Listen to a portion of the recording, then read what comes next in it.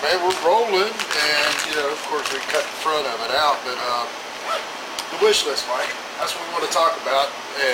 We all have our goals and our dreams and our plan, right. And your plan for your future would include a certain amount of steps that you want to go through, and the first step in that plan is...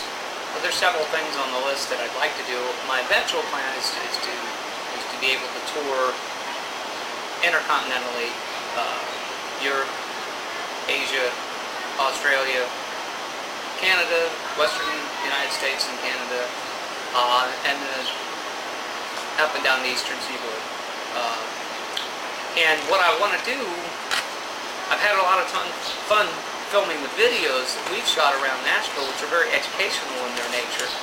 And the project that I'd like to see get up is an actual, maybe half-hour piece episodes detailing the history of country music, going decade by decade, major players as far as artists who were instrumental in changing music as it grew, and just present the whole series as, say, from 1900 to 1990 or so, and just document the history of country music, and maybe get it out to schools as an elementary school teaching program on the history of country music to use with the music programs to help kids learn about history and music at the same time, and then maybe go out and play at schools as a featured artist to do auditorium type gigs where you do a 50-minute show or two 50-minute shows, whatever is appropriate, and be a colorful character, costumed and presenting the authentic music,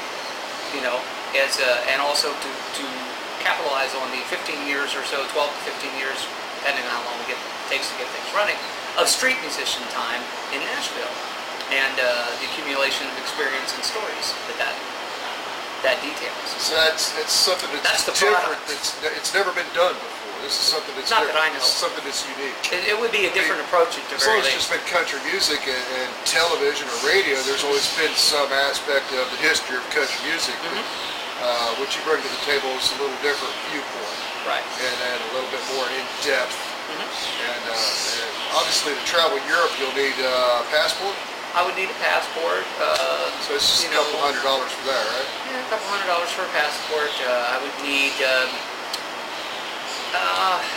the instrument situation. I have only one instrument at this point, and it's in fragile condition.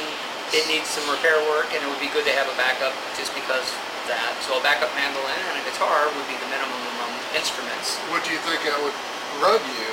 Around $1,100 will buy you a new instrument, or either one, the guitar and the mandolin. $1,100 with taxes will get you out the door with a quality instrument that will work for what I want to do. And my mandolin needs about $1,000 or more worth of repair as well to be shipshape and durable enough to go out and tour and be an everyday worker. As long as we were shot the video the whole time, all along the way, I was enjoying every one of those stories. But I noticed that you were very acutely aware of the facts.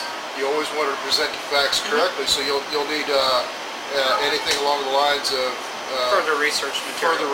Absolutely, because I like to make sure you have it correct. I like to cross-reference facts. I have several biographies of Nashville stars that cover a lot of the beginning of country music and chronicle it very well, and I would like to cross-reference that with several more biographies. Also, compilation CDs that cover maybe artists that I know about but don't have songs down by, so that I can make sure that I have the best representation of each of the eras that I'd be covering.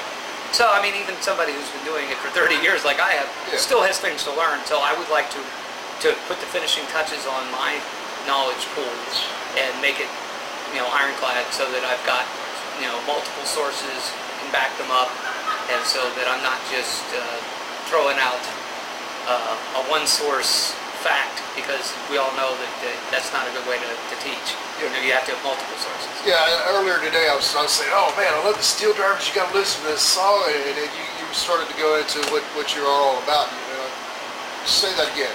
Well, I believe that articulate what you had to say about that. To be an artist as opposed to merely an entertainer, hopefully all artists are also entertainers, because that is ultimately the job description, but to be an artist you have to be both authentic and original. And so I want to concentrate on artists who are dead and gone, or who are no longer touring and whose music might be in the process of being forgotten. So I want to make people aware of that music, or to take obscure artists, maybe a singer-songwriter who doesn't get much press, but their songs are good and they pertain to the style that I'm doing. So they would be good, but I don't really have any interest in covering who's on the radio. And I mean, they're out there promoting their own careers. Their careers are already in the hands of a label, and they've got support. So they don't really need my support in that regard. Now, it doesn't mean there's not great music out there being done right now. Right. There is. You know, and in time, somebody will want to do the same thing that I'm doing with their music. Your major focus, though, is the history. Absolutely. That's right. Where your love is. How many songs do you have that you could draw on? Over 450. Over 450? That are just in my head, and then there's more that I know but don't necessarily have down pat. But I have 450 or more that I can just pull from right now out of my skull at any moment that you should ask for. Yeah. Yeah, and your language skills. Talk a little bit about that. I mean, well, I'm a graduate of the Defense Language Institute.